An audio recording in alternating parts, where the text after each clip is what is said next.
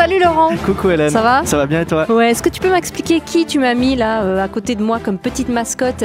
Il ressemble à un petit renne avec un énorme chapeau de forme avec une croix. Exactement. C'est qui? Il s'appelle Tony Chopper. C'est un personnage de One Piece. C'est le médecin de l'équipage. Il est assez cool. C'est un renne, comme tu l'as dit, qui a mangé un fruit du lémon qui lui permet de se transformer en plein de trucs. Comme je le trouve assez kawaii, je me suis dit je le mets vers toi, ça va être sympa.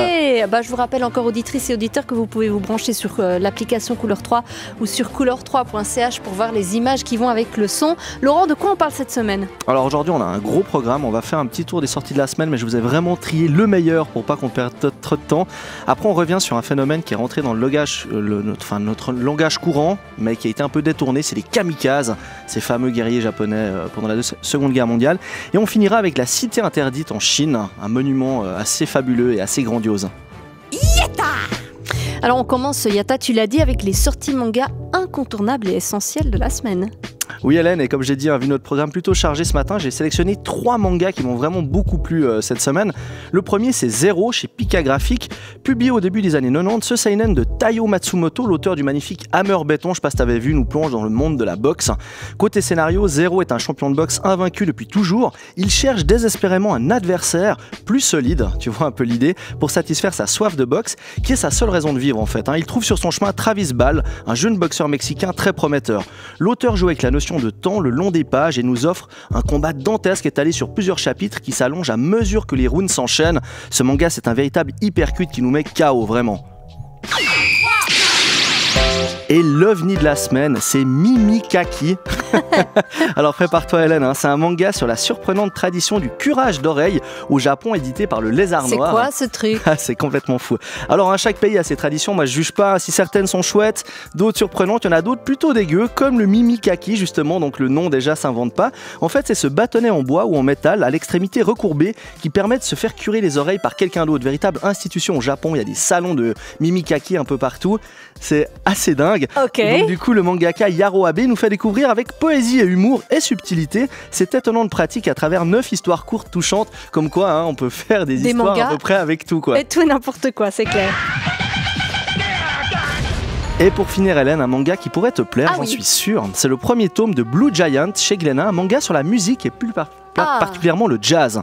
Cette petite perle, on la doit à l'auteur de l'excellent manga Vertical, qui délaisse la montagne pour le jazz, et ça c'est plutôt cool.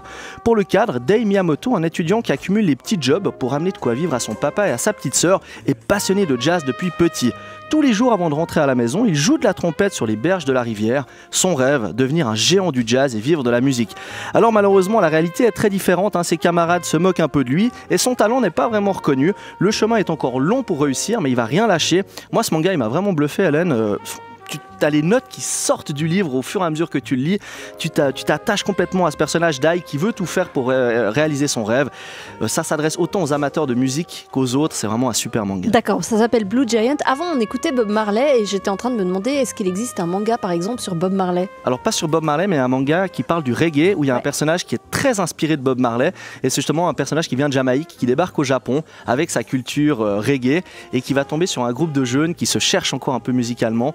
Et du coup, c'est cette espèce de mentor et Bob Marley, mais pour le coup là il a un autre nom, mais oui, il y a un personnage qui y ressemble très Tu nous fort. feras une fois un sujet spécial sur la musique dans le manga? Ouais, c'est super intéressant. Je me réjouis. Les Japonais adorent la musique. Cool.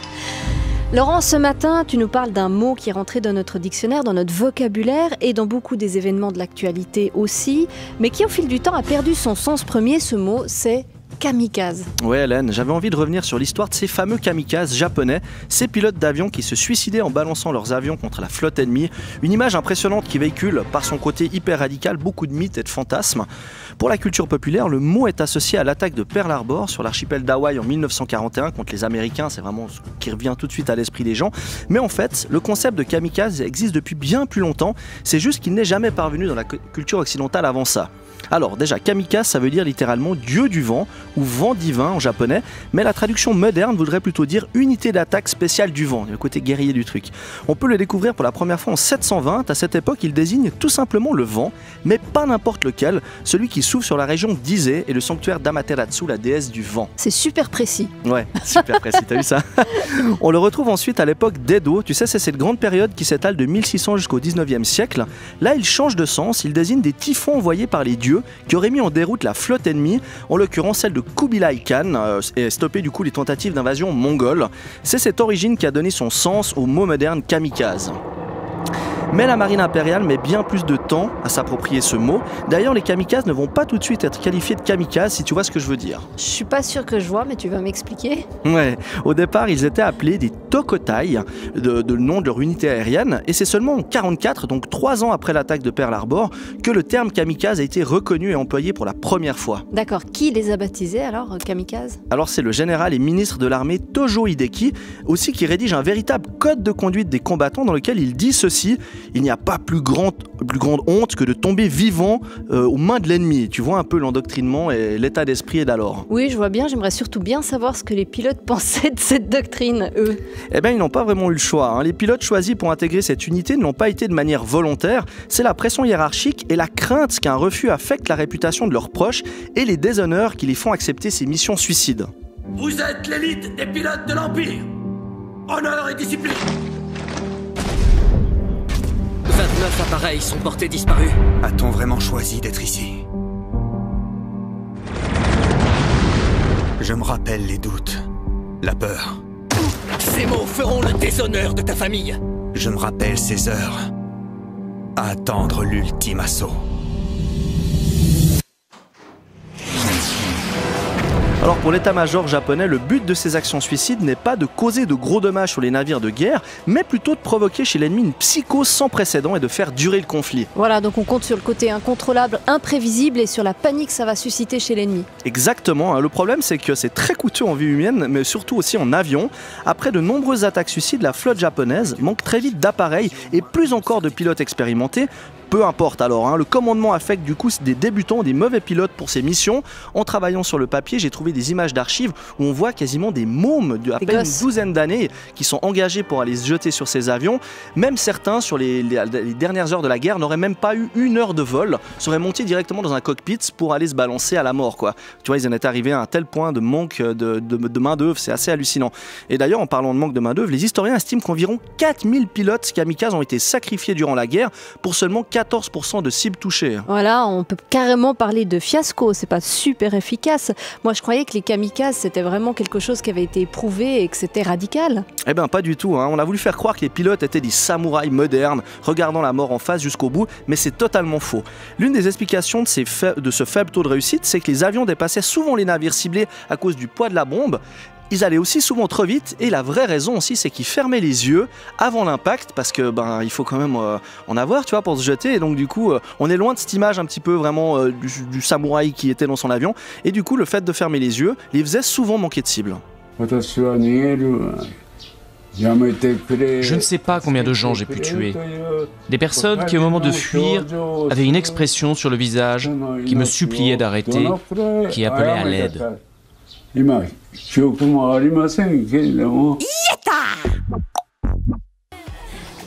Laurent, donc cette semaine tu nous parles d'un monument de la culture japonaise, hein, le héros de guerre porté au rang de mythe historique, le kamikaze. Oui Hélène, cette figure qui apparaît dans la culture occidentale avec l'attaque surprise sur la base américaine de Pearl Harbor en 1941, comme on l'a dit en première partie, une attaque menée par seulement 35 kamikazes pour ce qui est de la seconde flotte aérienne, près de 2500 morts et plus d'1 millier de blessés du côté américain ce jour-là. C'est quand même assez, on oublie, mais c'était quand même une sacrée attaque, hein. Ces 35 pilotes sont appelés dans les livres d'histoire japonais les guerriers zéro, en référence à leur très redouté avion de chasse Zéro de l'entreprise Mitsubishi. Oui, je me souviens du film de Miyazaki, Le vent se lève, dans lequel justement on suit la conception et le développement de cet avion Zéro. Oui, exactement. Dans le film, l'ingénieur va observer la fabrication des avions de guerre par les Allemands. Alors, il faut savoir que les Allemands nazis avaient aussi un escadron d'avions suicides, les Léonidas, en référence au roi des Spartiates, mais le manque d'efficacité et un état d'esprit différent de celui des pilotes japonais a vite mis un terme à l'utilisation de ces kamikazes. Ouais, et quand tu parles d'état d'esprit différent, qu'est-ce que ça veut dire exactement ? Eh bien, chez les Japonais, il y a cette perception traditionnelle qui veut que la mort soit préférable au déshonneur de la défaite ou de la capture. Cette culture du suicide vient directement du code du samouraï, le Bushido, qui glorifie la loyauté et l'honneur jusqu'à la mort. D'ailleurs, chaque pilote kamikaze, avant son départ, jurait allégeance à l'empereur Hirohito. Il lisait un poème d'adieu appelé le Tanka et buvait un dernier verre de saké en direction de sa région d'origine.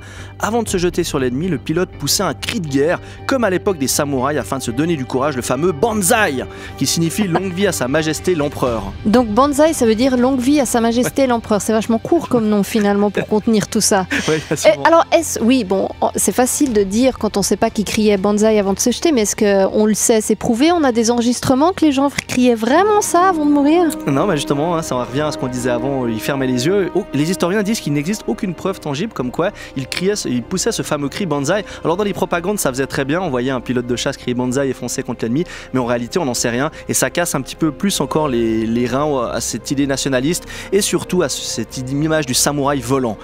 Par contre, en parlant de nationalisme et la peur, justement, vont très bien fonctionner du côté des Américains. Beaucoup d'historiens disent que ce sont les attaques kamikazes qui vont pousser les Américains à l'impardonnable, c'est-à-dire à utiliser la bombe atomique pour mettre rapidement un terme à la guerre. Le message envoyé par ces soldats prêts à mourir pour l'empereur et leur nation a fait flipper l'état-major américain qui voulait surtout pas s'embourber dans un conflit long et coûteux en vie humaine. Ouais, et en matériel accessoirement, on peut faire confiance au business de la guerre et surtout aux États-Unis sur ce plan. Apparemment, ils n'auront pas appris la leçon puisqu'ils iront au Vietnam après. Exactement, et pour s'embourber, ils se seront embourbés. Aujourd'hui, on utilise couramment le terme kamikaze pour désigner une attaque suicide terroriste. Pour les Japonais, cette utilisation occidentale de ce terme est hyper mal vue. Ils font la différence entre les soldats qui visaient des objectifs militaires pour leur nation et les individus qui visent des civils pour une idéologie. En 2015, un groupe de survivants japonais s'est d'ailleurs plaint publiquement dans les colonnes du très sérieux Tokyo Shimbun de l'usage occidental du terme kamikaze. Au Japon, ces pilotes sont appelés plutôt pilotes tokotai que kamikaze. Aujourd'hui, les Japonais portent un regard très différent sur ces jeunes pilotes qui ont donné leur vie pour leur pays et pour l'honneur. Fierté nationale à l'époque, ils ne sont plus aujourd'hui estimés par les jeunes générations japonaises qui renient l'impérialisme et prônent le pacifisme, même si les étudiants portent le fameux hashimaki pour les examens, le bandeau aux couleurs du drapeau, comme les kamikazes à l'époque, on en avait parlé. Ouais. C'est un petit peu comme si tu portes un t-shirt avec l'étoile rouge. Ouais, c'est T'as vrai, complètement oublié la signification C'est exactement première. ça, tu prends ce qui t'intéresse et tu dégages un peu le reste. Alors en préparant mon papier, j'ai lu le témoignage de Tamada Yatsu, l'un des derniers pilotes zéro encore en vie. Ce qui est assez incroyable à voir, c'est qu'il vit avec une honte à l'intérieur de lui depuis 70 ans. Et en fait, il a survécu à son attaque kamikaze, son avion a eu un problème technique et c'est une véritable honte pour lui. Pour rendre hommage à ses anciens camarades, il s'est mis à rassembler des photos, des effets personnels et des documents historiques qui constituent désormais les fonds du petit musée de la paix de Chiran. C'est dans le sud de Kyushu et c'était d'ailleurs justement l'une des bases de départ des fameux avions kamikazes. Il a surtout récupéré auprès des familles plus d'un millier de lettres d'adieu, dont 333 qui ont été traduites par le musée et soumis cette année à l'UNESCO, dans l'espoir qu'elles soient inscrites au patrimoine mondial. Une belle manière de ne pas oublier l'histoire en œuvrant pour la paix. J'estime que nous nous devons de raconter aux générations futures les épreuves difficiles que nous avons traversées, afin que l'histoire ne se répète pas. Et Laurent, c'est très souvent la tradition dans Yata. T'aimes bien conclure sur une carte postale. Ce matin, on pousse les portes d'un gros monument, la Cité Interdite. Oui, Hélène, la Cité Interdite, qui est le palais impérial le mieux conservé de Chine et le plus grand ancien palais du monde. Alors bien sûr, ça fait longtemps qu'elle n'est plus interdite au public. D'ailleurs, depuis 1987, il est inscrit dans la liste du patrimoine culturel mondial par l'UNESCO. C'est maintenant un musée visité par près de 15 millions de touristes par année. C'est le deuxième site le plus visité de Chine après la Grande Muraille. On peut y voir 1 million d'œuvres, que des chiffres hallucinants. Ouais, ça n'a pas intérêt à brûler du coup, parce qu'elle est en bois, non, cette Cité Interdite? Oui, alors les fondations sont en pierre jusqu'à une certaine hauteur et le reste de l'architecture est en bois. La Cité Interdite est un véritable trésor de la culture chinoise, est un vestige historique reconnu comme l'un des 5 plus grands palais du monde, enfin en tout cas les plus importants. Les 4 autres sont le palais de Versailles en France, le palais de Buckingham au Royaume-Uni, la Maison Blanche aux États-Unis et le Kremlin en Russie. Son nom complet est la Cité Pourpre Interdite en référence à l'étoile polaire nommée la Petite Étoile Violette dans l'astronomie chinoise. C'est chou. Quand on visite Pékin, on ne peut pas la rater puisqu'elle est exactement au cœur de la ville. Normal quand on sait qu'elle a été la résidence de 24 empereurs des dynasties Ming et Qing. Ouais, un petit peu comme l'Elysée ou la Maison Blanche justement qui sont pile au centre. Ou bien Central Park à New York, mais qui n'a pas de bâtiment, enfin pas de palais. C'est le même principe, mais un petit peu en plus vieux et quand même un petit peu en plus grand pour la cité interdite. Et chez les Chinois, en fait, c'est accessoirement pile le centre du monde. Ah ben évidemment. Ah ben, ouais. Attends. Il faut bien le situer. Sa construction a commencé dans le 4e année du règne de l'empereur Yongle. Alors ça Yongle, ouais, c'était avant le yodel. Sûr que ça c'était comme ça. Yongle, je pense. bien. Yongle. Oui. Yongle, je sais pas. Faudrait qu'on demande. Yongle, si quelqu'un le sait, il peut nous le dire. Yongle, je pense plutôt. Alors bon, ça te dira rien, mais sache simplement qu'on est dans la dynastie Ming au tout début du 15e siècle. La construction a pris à peu près 14 ans. C'est assez peu quand on pense quand même la taille de ce chantier. Bon, en même temps, ils étaient beaucoup pour la construire. On sait qu'il y a eu plus de 200 000 ouvriers qui auraient bossé dessus. Ah, c'est beaucoup. C'est beaucoup, 200 000 ouvriers. Beaucoup. Je suis pas sûr, faudrait voir les statistiques de combien qui ont survécu, mais d'habitude, c'est assez moche ce genre de chantier. Mais ça doit exister parce que tout est tellement documenté en Chine. Surtout qu'à l'époque, en Chine, il y avait une trace de tout, quoi. Mais cette info-là, je l'ai pas trouvée. Pour ce qui est de l'architecture, la volonté, c'est d'en faire une réplique terrestre exacte du palais des dieux dans le ciel. Parce que dans l'ancien temps, l'empereur était considéré comme le fils du ciel et son pouvoir suprême du coup conféré par le ciel.